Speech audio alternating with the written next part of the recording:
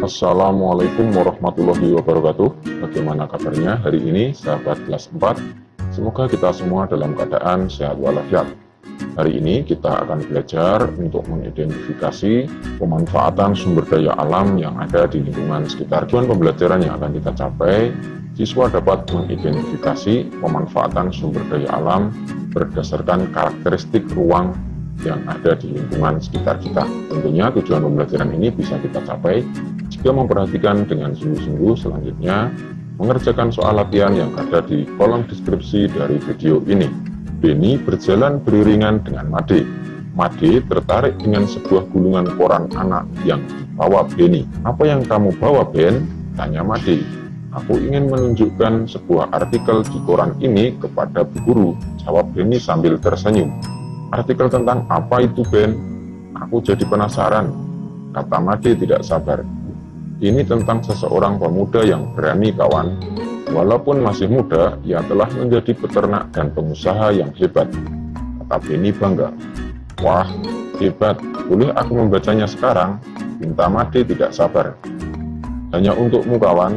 Kau boleh membacanya sekarang, sebelum aku memberikannya kepada Bu Guru," jawab Beni sambil mengulurkan gulungan koran anak tersebut kepada Made. Marilah kita baca artikel tersebut. Peternak muda dari Malang. Menjadi pengusaha di usia muda mungkin bukan tujuannya. Ia hanya ingin membangun usaha mandiri seusai kuliah.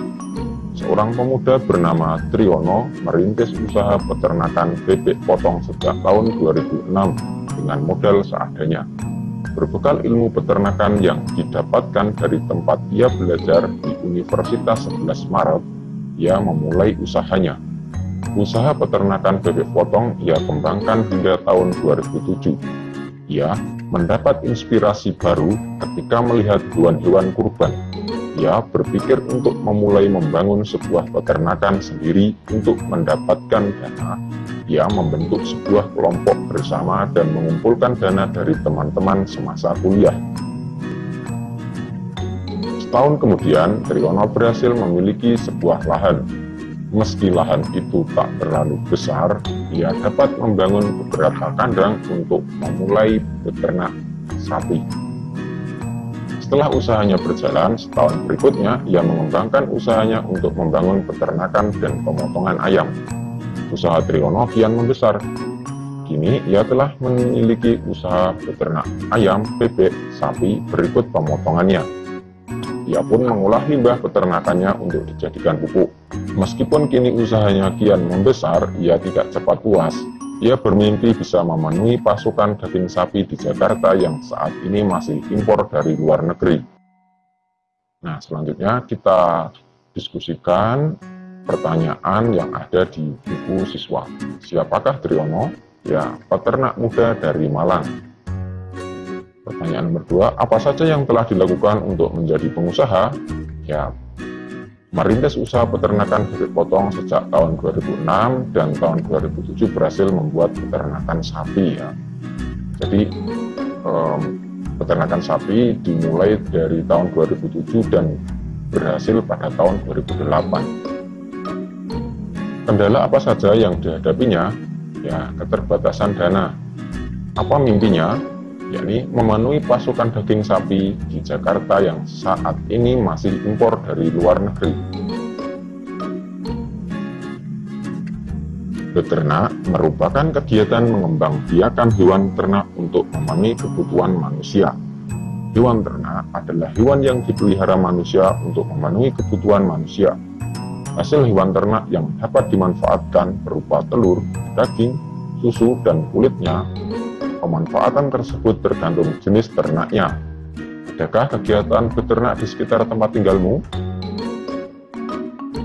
Nah, berikut ini contoh hewan yang diternakkan. Ada ayam, sapi, kemudian bebek, dan kambing. Hewan-hewan tersebut dipelihara oleh manusia dan dimanfaatkan manusia sesuai dengan tujuannya. Para peternak berusaha agar hasil peternakannya memiliki kualitas yang baik. Nah, contohnya ini ayam. Diternakkan untuk diambil telurnya, kemudian daging dan bulunya. Bulunya ini bisa dimanfaatkan digunakan sebagai bahan kerajinan, misalnya kemoceng, kemudian untuk pembuatan shuttlecock ya. Nah, sapi dimanfaatkan dagingnya, kemudian susunya, dan kulitnya. Kulitnya ini bisa sebagai bahan kerajinan untuk membuat wayang. Nah, sebenarnya ada produk yang lain. Kotoran sapi bisa dimanfaatkan sebagai biogas dan pupuk komposnya. Keahlian apa saja yang dibutuhkan agar usaha peternakan dapat menghasilkan hewan ternak yang berkualitas? Nah, yang pertama, keahlian dalam menjaga kesehatan hewan ternak. Yang kedua, keahlian dalam membuat kandang yang baik dan sesuai dengan kebutuhan hewan ternak. Yang ketiga, keahlian dalam menjaga kebersihan hewan ternak dan tempat tinggal hewan ternak. Keempat, keahlian menyediakan ketersediaan pakan bagi hewan ternak. Yang kelima, keahlian dalam membuat komposisi pakan ternak yang berkualitas. Selain beternak, kegiatan pertanian merupakan kegiatan paling banyak dilakukan masyarakat Indonesia. Sebagai negara agraris, Indonesia memiliki lingkungan alam yang mendukung tumbuhnya aneka jenis tanaman pertanian. Kondisi tersebut menghasilkan produk pertanian yang berkualitas. Perhatikan gambar-gambar hasil pertanian masyarakat Indonesia berikut ini. Ada mangga, apel, brokoli, wortel, dan kembang kol. Tumbuhan dapat tumbuh subur jika dirawat dengan baik. Selain perawatan, tumbuhan juga memerlukan lingkungan yang sesuai. Menurutmu, di lingkungan seperti apakah pohon apel dan mangga dapat tumbuh dengan subur? Di lingkungan seperti apakah sayuran brokoli, wortel, dan kol dapat tumbuh dengan subur? Nah, untuk mangga dan apel itu bisa tumbuh dengan subur di daerah dataran tinggi ya, karena di dataran tinggi memiliki iklim yang sejuk. Bentuk permukaan bumi bisa kita gambarkan sebagai berikut.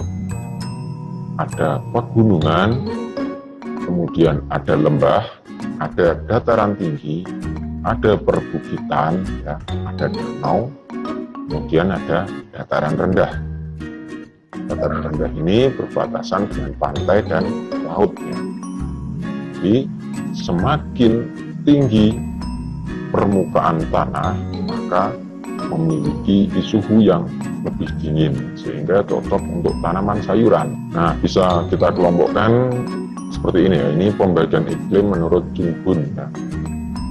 Daerah yang beriklim dingin tidak ada tanaman budidaya. Kemudian daerah yang sejuk ini cocok tanaman industri, antara lain sayuran, kopi, teh, kina.